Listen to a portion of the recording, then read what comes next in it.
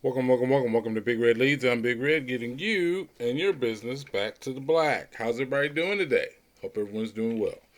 This message is going to rub some people the wrong way. Let's start there.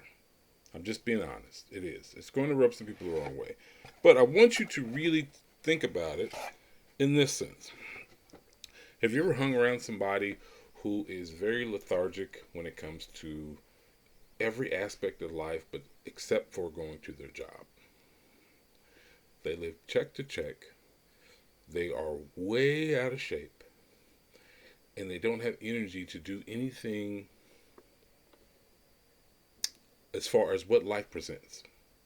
Some of the wonders of life, like just simply going out into nature, going for a walk, whether it be on a paved road or a hiking trail. Um, what about your spiritual and mental side? There's two sides to this, really.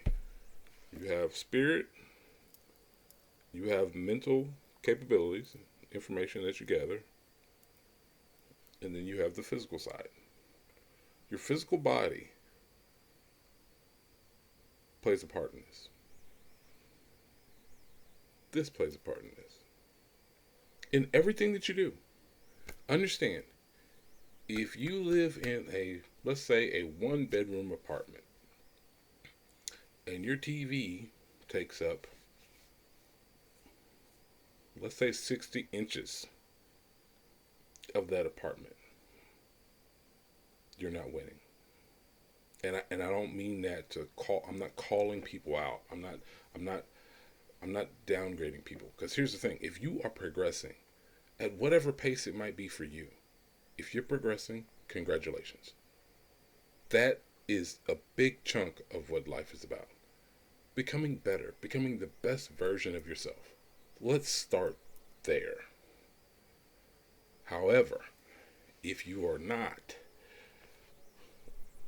working on the physical aspect of your life, as well as the mental and spiritual side of your life, you are going to come up short at some point. For me, it came sooner than later. Like I've mentioned this before. At one point in my early 20s, I was homeless. Sucked, sucked. Now, my falls on me. Being aware of my surroundings, being aware of my situation, living above my means. I ended up being on the street for a short period of time. Didn't have a drug problem. Wasn't drinking. But the reality is, I failed. As smart and as intelligent as I am, I let myself down. There's that. But getting up from that, realizing that I have to work on both ends. You have to work on both ends. And when people say there's not enough time in the day, there's a few words I want to say, but I'm not going to say it on here. You have to work on both of these. You're going to come up short. It was a great quote, and I just touched on it. If your television is larger than a single space in your house, you're failing. You're failing. It might not be right now, but it's coming. It's coming. And yes, I know prices are going up. But here's the beauty of this. This is in the 80s where, your grandfather had a little black and white television that he occasionally watched a ball game on. No. Because also around that time, especially if you're over a certain age, you were outside. You were active, physically active. Whether you were cutting grass or chopping wood or going to the local pool, you were active outside. Playing basketball with your friends, you were active. And you stayed active all day. I'm everybody knows. Everybody's heard this phrase. You come home when the street lights come on, and you did. You did, unless you were staying at a friend's house. Those times are gone. Gone. I mean, in my neighborhood, I'm pretty aware of all the kids in my neighborhood and the parents. So most of the kids in the neighborhood that I live in, the community I live in, are active. They're outside. If they're not being stimulated mentally by reading and learning, they're outside, engaging in physical activity. But here's where it gets lost. What are you reading? Every problem and every situation that comes up in your life, if you are falling short financially, mentally, spatial awareness, understanding how to gain information and then take action with that information that you've learned, and you're falling short on whether it be your rent, your mortgage, your car payment, food, putting food on the table. If you are falling short, there is a book for that. I guarantee you there's a book for that. There's at least 50 to 100 books on every last one of those subjects. So are you reading?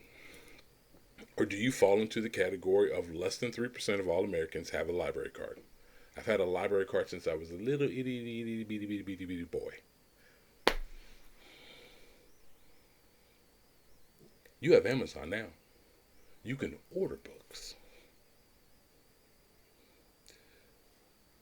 When I had my house, when I was married, it's been some years now, we had a flood. I lost more books than if I was to take a whole class of people than people have read collectively. I lost thousands of books. What I'm simply getting at is once I got over that hurdle of myself and realized, as smart as I am, I'm actually quite dumb in this sense. When it comes to what I know that's going to elevate me above me being on the street and homeless. I had to learn that. Here's the beauty of today. You have the internet. If you can't make money today, something's going on. Something is going on, and it might not be your sales presentation. It might not be the products that you sell. It might not be the services that you provide for customers and clients. It might not be that. It might be some of the shadow work or the spiritual aspect of your life that you need to work on. Work on yourself. Are you one of those people who just indulge in nonsense? Do you try to live above your means, looking good for the gram? I don't get it. I don't get it. Trying to do things that are above where you are, your station at that time. I'm not saying that you can't aspire to want more, to do more, to be more. All those things require work from you, whether it be on this side or this side. You don't want to be a multimillionaire and not be able to enjoy the rewards and benefits of what you've earned. I have several friends who are multimillionaires. Two of them,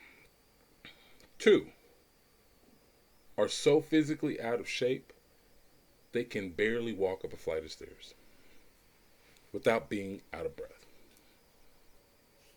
Let's just be real about it. Is that the life you want?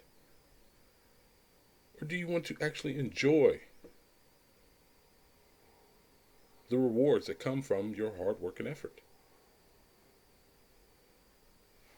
Intelligence is one thing. Being smart is another. Follow through and taking action upon said. This is a call to action.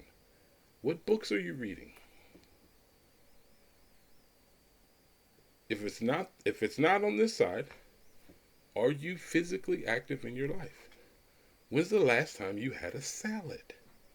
How about some vegetables? Some fruit?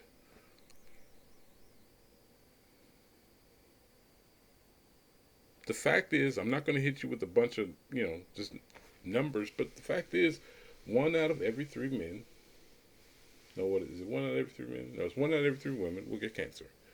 One of every two men will get cancer. That's a fact. Somewhere in your life. That is a fact. Those numbers are real.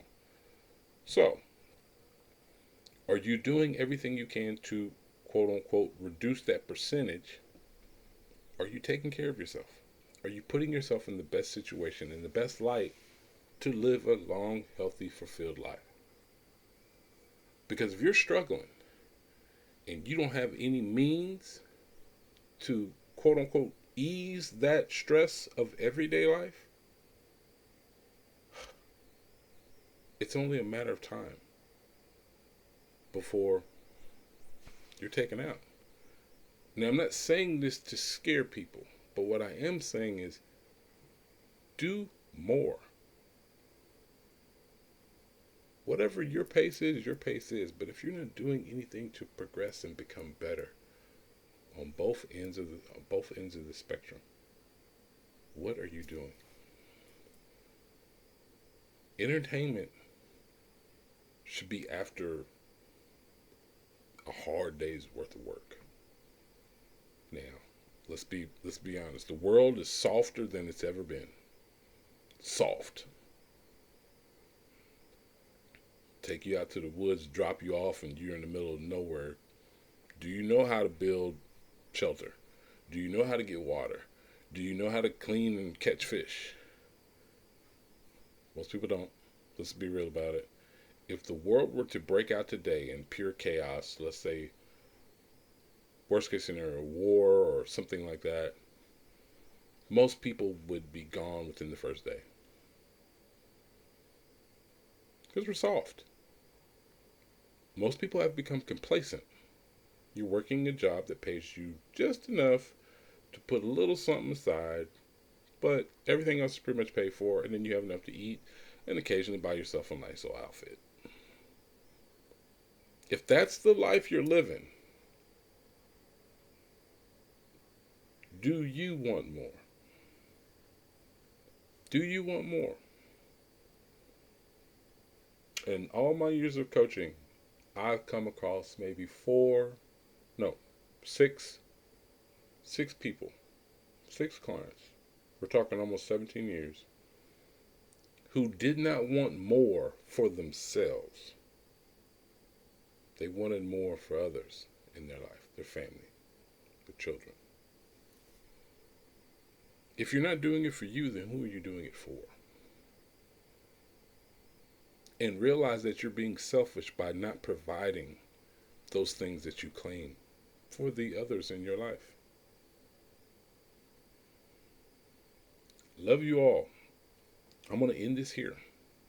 But I want you to think about that. What are you bringing in? As you walk around, just simply outside, your body is collecting information. Your eyes are collecting information. Your ears are collecting information at a clip that you can't even fathom. But when you sit down, what are you reading? What information are you collecting to put in this computer?